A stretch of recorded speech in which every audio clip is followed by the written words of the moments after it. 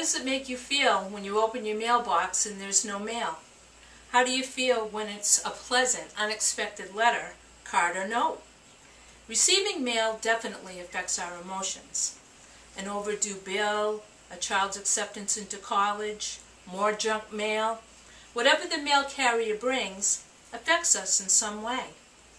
Postal Facts 2011 states the mission of the USPS: connect every American, every door, every business, everywhere, through the simple act of delivering mail. I have worked for the Postal Service for nearly 14 years now and can attest to how much the mail means to people. Sending a letter, card, or note through the mail will not only brighten someone's day, but it could help to sustain one of our most treasured means of communication.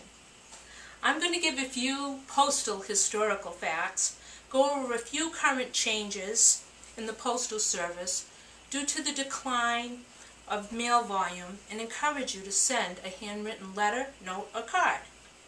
The World Book Encyclopedia reports that the first known postal system in the American colonies was in 1639 in Boston, Massachusetts. In most places, inns or taverns served as post offices. USPS.com informs us that Congress issued the first postal stamp in 1847, and Wikipedia.org says that it costs 5 cents to mail a letter weighing less than an ounce and going less than 300 miles. The same postage today is only 44 cents.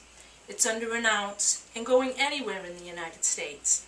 When you think about it, it hasn't increased much, only 39 cents over 164 years.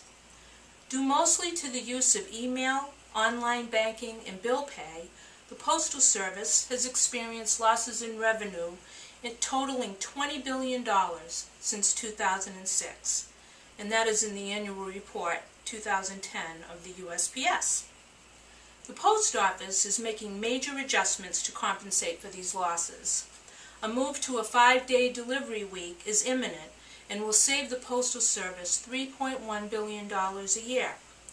There are consolidations and closings of post offices all throughout the United States. The Postal Service is dedicated to making this transition as seamless as possible for the American public. The Postal Service is not a government agency like most people think, but it is federally regulated, meaning we can't go up on postage unless the government says so. It is supported by its own sales and services, not by taxpayers. It receives 0 tax dollars. It is called the United States Postal Service because it's a service. Mail is delivered to your home 6 days a week, free of charge.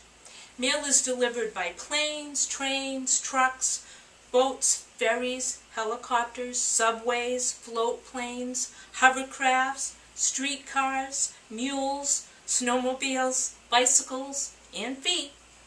Because mail carriers are in constant contact with the American public, many opportunities arise for helping people. Mail carriers have saved people's lives. In 2010 alone, the Postal Service recognized 239 employee heroes. Mail is personal and something that we look forward to every day. It is disappointing when your mailbox is empty. When people don't receive mail even for a day, they come to the post office to inquire. Mail connects us to the people and businesses we are involved with. Think about the kind of mail you really like to receive. Obviously, checks are nice, but an unexpected letter, card, or note from someone who thought of us in a favorable way can really be refreshing.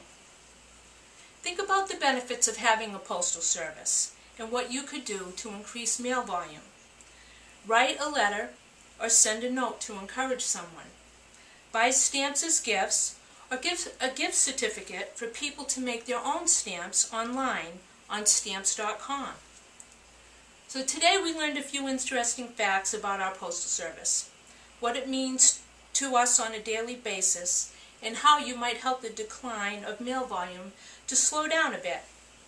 Now I know it's easier to email and it's a lot faster, but there are many occasions when we can take just a little bit of time to send a personal note, letter, or card. Let's face it, it's a good feeling when you go to your mailbox and you see one of those there for you. So put a stamp on and make someone's day.